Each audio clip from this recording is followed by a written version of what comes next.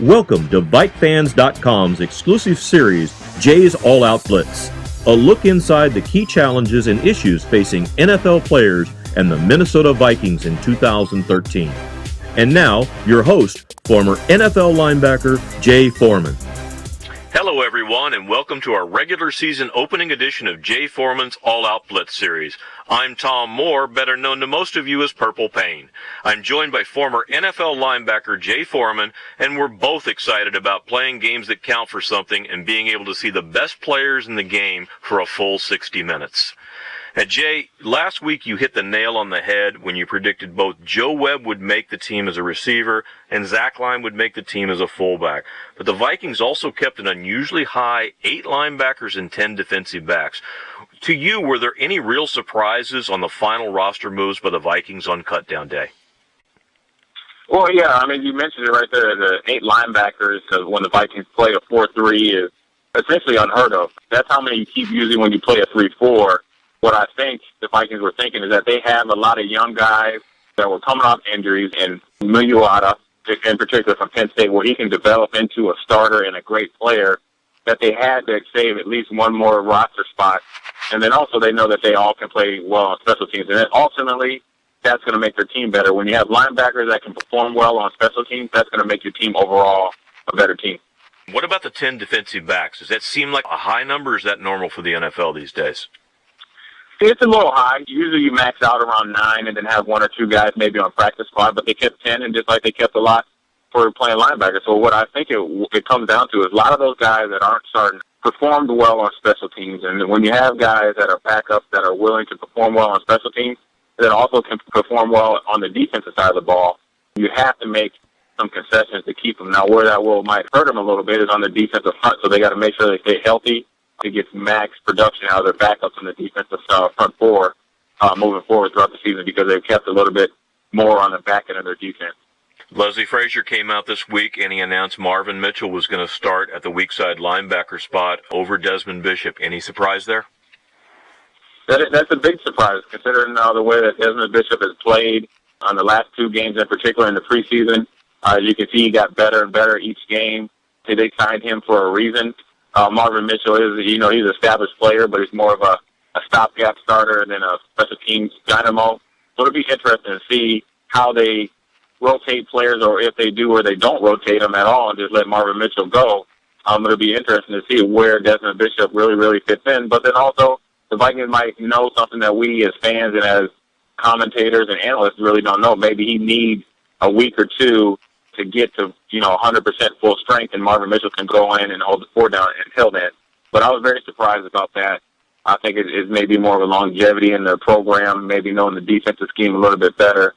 But I think by the middle of the season, I would envision Desmond Bishop being in there. Well, with a regular season or opener in Detroit on Sunday at Ford Field, can you tell us what a typical week of preparation looks like for an NFL game when you're a player?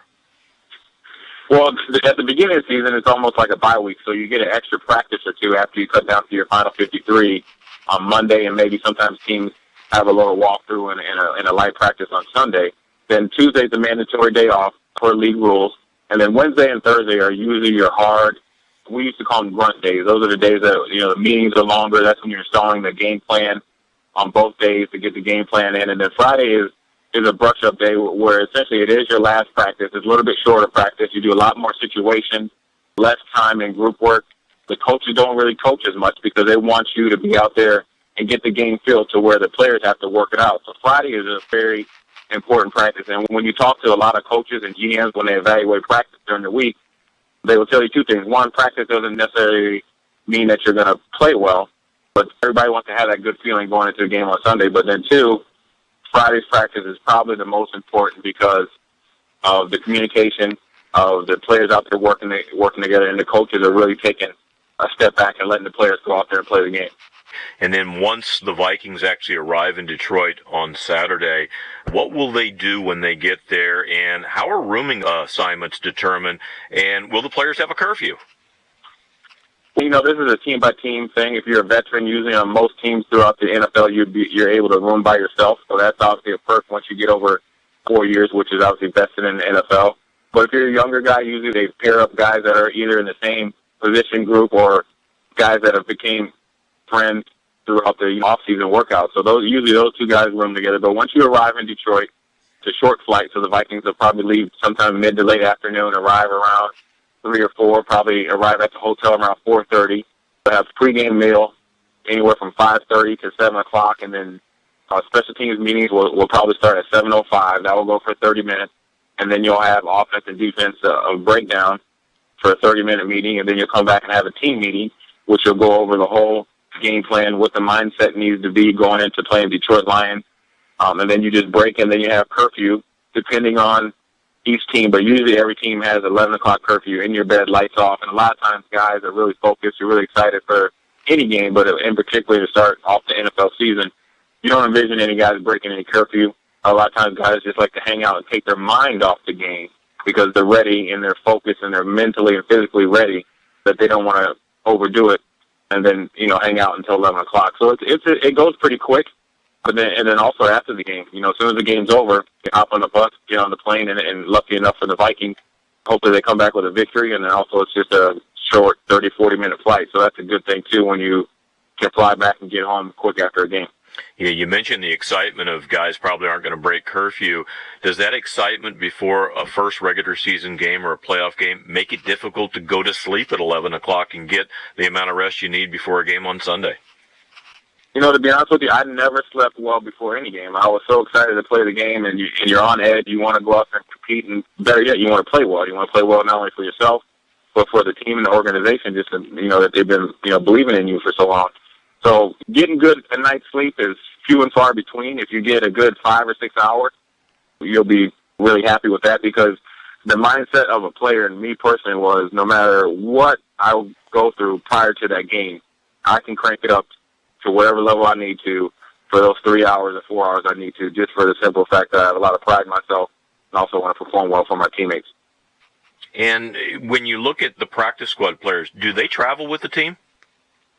No, the practice squad players do not travel with the team, so they are strictly practice squad guys. Sometimes they were called the taxi squad, where they're just practicing the other team's plays against the offense or defense, and obviously on special teams as well. They don't travel to the away games, but they do get to come to the home games. And they can be an asset, because if you have a lot of guys that have bought into showing an offense or defense a good rep, they can talk to the guys that they practiced against on their team about something that they see on the field, and obviously alert them to an adjustment or a check or a play that could be coming in the future. So when you have that whole team atmosphere, whether it's you're on the 45-man roster and the 53-man roster or the practice squad, that's when you're going to have a good team, because everybody's bought in for one goal. For the game on Sunday, it's noon Central. For a game that starts at that time, what time do the players usually get to the stadium? And what did you do before games, and when did you hit the field for warm-ups? I was the type of player, I usually like to get there, go through my routine, and I want to get on the field at the latest as possible. So there's 2 buses that will probably leave, depending on the commute to the stadium. One bus will probably leave at 9. There will be another one that leaves at 9:15 or 9:30. You're arriving maybe in 30-minute increments, so you get there around 9:30 or 10 o'clock. Then you usually go on to pregame warm-ups. Linebackers and defensive line and offensive linemen usually go on at the same time. So you go out there maybe 30 or 45 minutes before a game. You go through your warm-ups, and you go into team skeleton. You go through team inside and outside run, 5 or 6 plays, just to kind of warm up your pads. Then you break it down with a field goal and a punt. Then you run into the game, and you just wait for the game to start. And that's usually about 10 or 15 minutes before the game starts. So once you get to the stadium, it does accelerate. The process accelerates, but it's a process that sometimes can be slow and methodical. Just depends on the player. I was the type of player that I didn't like to get to the stadium and waste a lot of time. I kind of felt like I wanted to leave one section, which was the hotel, arrive at my stadium, which I viewed myself as a gladiator. And then once I stepped there into the stadium, it was my time to go to work. And this weekend, the Vikings do have a challenge where they have to find a way to slow Matthew Stafford and Calvin Johnson in the Detroit Lions passing attack. How do you suggest they go about doing that?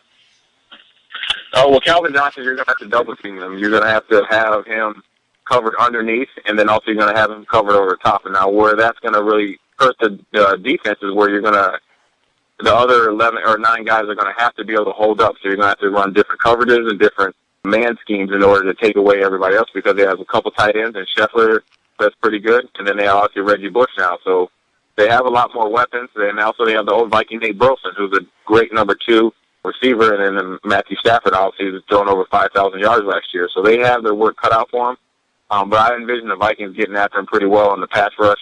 And they always play Detroit pretty tough. So I know it's going to be a closely fought game.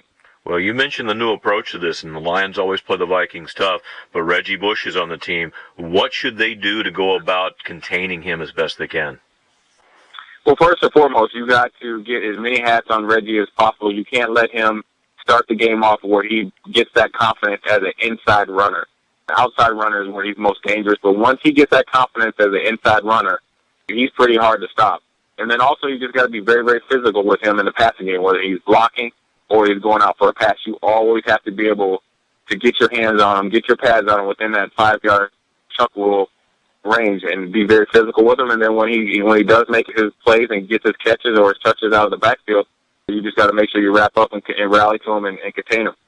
Well, Jay, there's a bit of controversy brewing elsewhere in the NFL, specifically in San Francisco, as quarterback Seneca Wallace has said that Jim Harbaugh and the 49ers used him to leverage a pay cut out of the other backup quarterback in San Francisco, Colt McCoy, and then cut Seneca Wallace. While few know the actual situation, have you seen NFL teams take this approach to squeeze a player's salary downward? Oh, yeah, it happens almost every year. They'll bring guys in just to compete with another player just to make sure that he will go into training camp and play harder, and they have no intention on keeping the guy that they brought in. I've been in that situation where I don't know why I went out there, but I went out to the Oakland Raiders for training camp.